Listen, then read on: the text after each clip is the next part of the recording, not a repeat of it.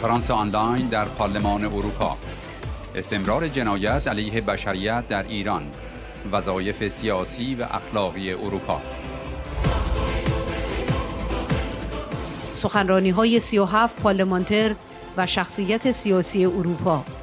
فراخوان به پیگرد عاملان و آمران قتل عام 67 و کشتار 1500 تن در قیام آبان 98 و تأکید بر اعزام هیئت تحقیق بین المللی به ایران.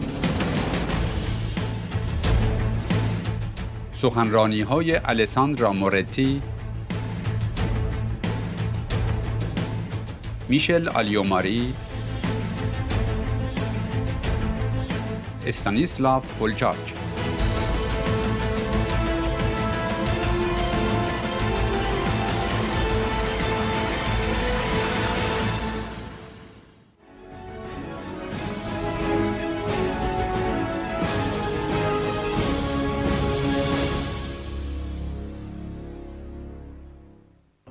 In the Stockholm Declaration drafted by Amnesty International in 1977, we read, when the state uses its power to end the life of a human being, it is likely that no other right is inviolate. The state cannot give life, it should not presume to take it away. More than 40 years have passed, and in Iran, the violation of basic human rights and crimes against humanity have not stopped. The same violations and crimes that have been condemned by the United Nations 66 times. The situation in Iran is catastrophic. Iran is the first country for executions in the world. In 2019, there have been 251 death sentences that we know of, accounting for 38% of all executions in the world.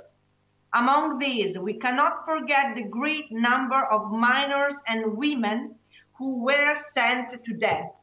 We cannot forget that last year, 13 of these capital sentences were executed in public. We cannot forget the reasons that lead to the conviction of many innocent people. We cannot forget the iniquity of the trials and the illegality of the detentions. We cannot forget that many prisoners were not allowed to meet with the families and with the lawyers before being killed. We cannot forget that men, women, and children have been tortured and fustigated. We cannot forget what happened to the 30,000 political prisoners who were massacred in 1988, and the fact that the perpetrators have not been punished yet.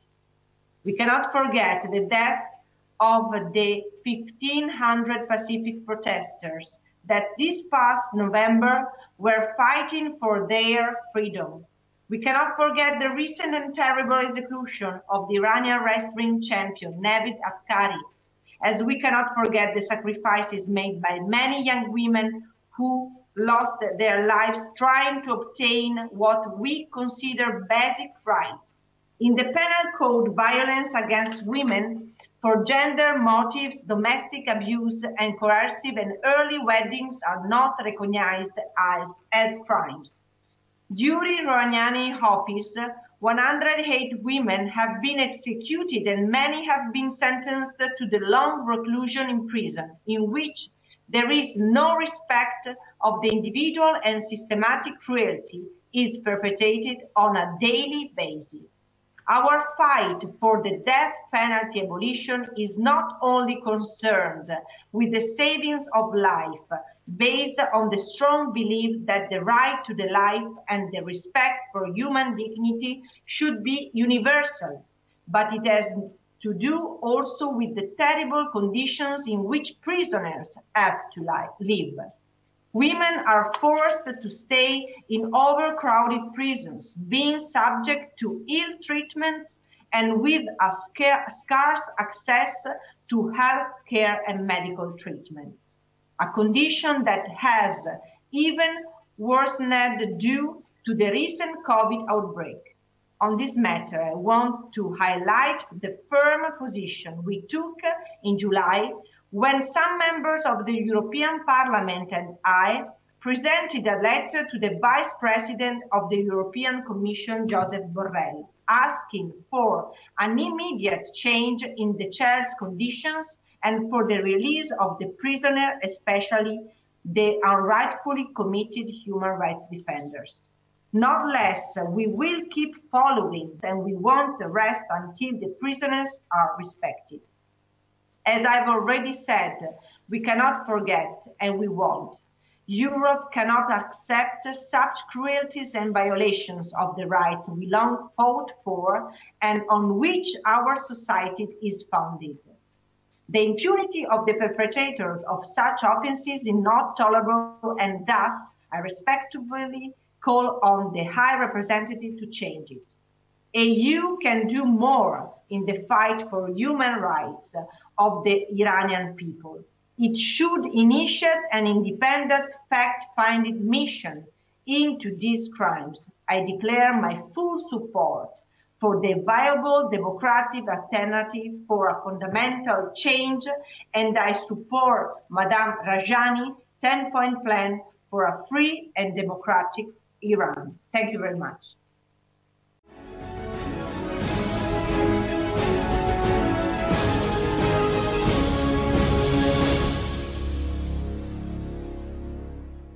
Depuis maintenant des années que je connais Mariam Rajavi, j'apprécie sa détermination, sa constance, sa sincérité dans la défense de valeurs qui sont aussi les miennes.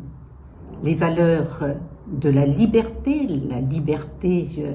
d'aller et de venir, la liberté de parole, la liberté de penser, la liberté de voter. Sa défense aussi de la démocratie, qui permet que les relations entre les hommes et les femmes dans un pays se fassent sur une base libre et égalitaire. Sa défense des droits des femmes.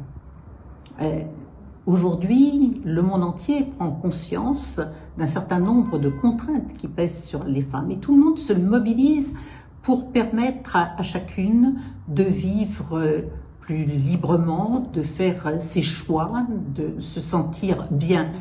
C'est un élément important dans la vie. Et Mariam Rajavi en fait un des éléments de son programme.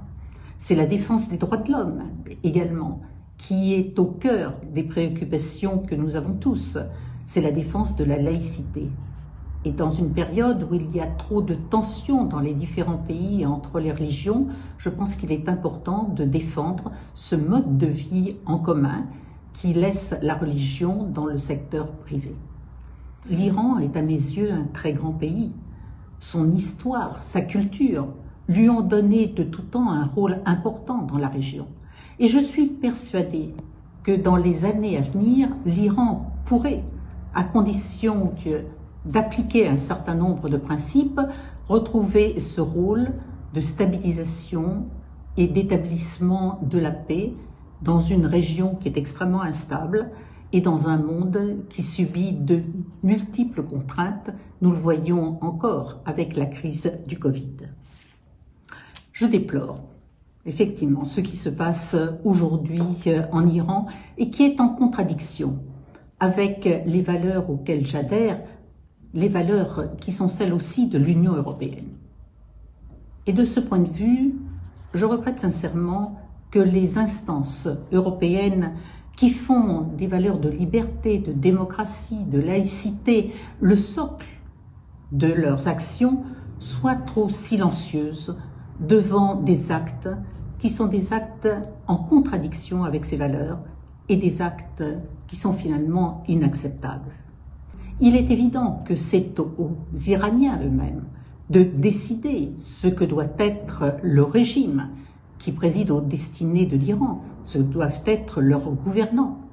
Mais pour autant, il nous revient aussi à nous de dénoncer un certain nombre de choses inacceptables. Les exécutions capitales, alors que nous sommes contre la peine de mort, les tortures, les emprisonnements arbitraires, et même les tentatives d'action terroriste, y compris sur le territoire européen. J'ai eu l'occasion de le dire au cours de ma dernière intervention, que des diplomates soient interpellés par la police en Belgique pour la préparation d'actions terroristes, c'est une première et c'est quelque chose que d'un point de vue de la politique internationale autant que de la morale, nous ne pouvons accepter.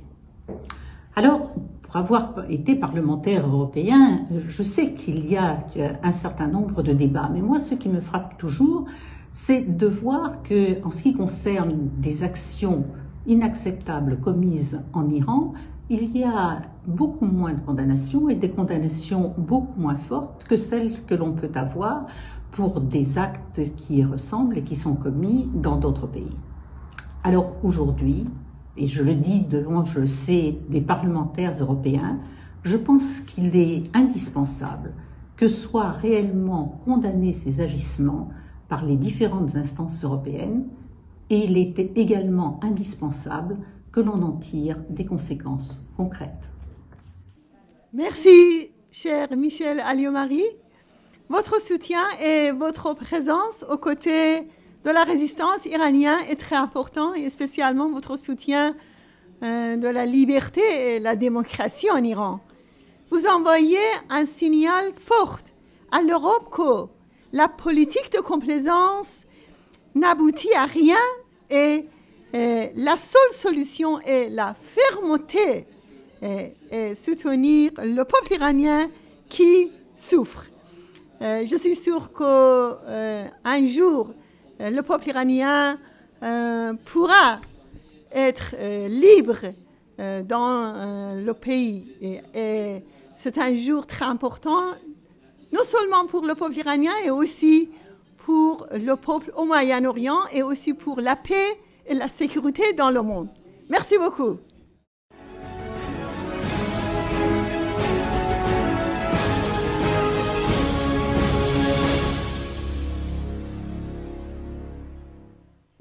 Madam President, dear colleagues, it's an honor to speak in this conference to discuss situation in Iran and our Union policy on Iran. We usually deal with the human rights violations and terrorist activities of the Iranian regime as two separate issues, whereas the two are two sides of the same coin. The view and approach that allows the regime suppress peaceful protests of the people, killing more than 1,500 of them and arresting and torturing thousands of them in November 2019, is the same view and approach that allows it to plot the bombing of the gathering of 100,000 people in Villepinte near Paris to kill many innocent people. The regime is doing all this for one reason only, for its own survival. Many of the regime's so-called diplomats have been involved in terrorist plots and were always able to get away with their crimes. But now, for the first time in the field of terrorism, its diplomat has been arrested. An action diplomat would never plan this plot without approval of the top leadership of the regime.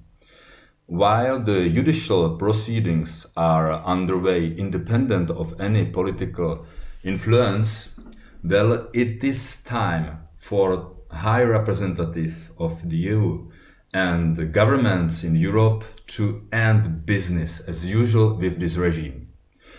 The regime in Iran must be accountable for such crimes in Europe.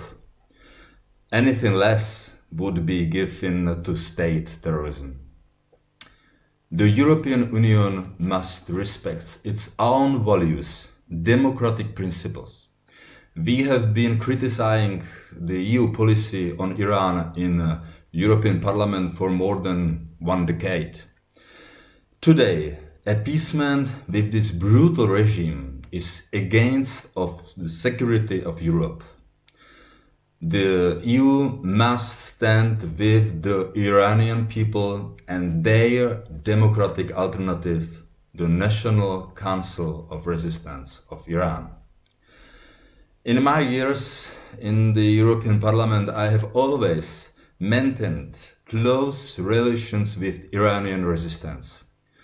Even before that, when I was a member of the Czech Parliament, I came to Paris events and met Madame Rajave on many occasions.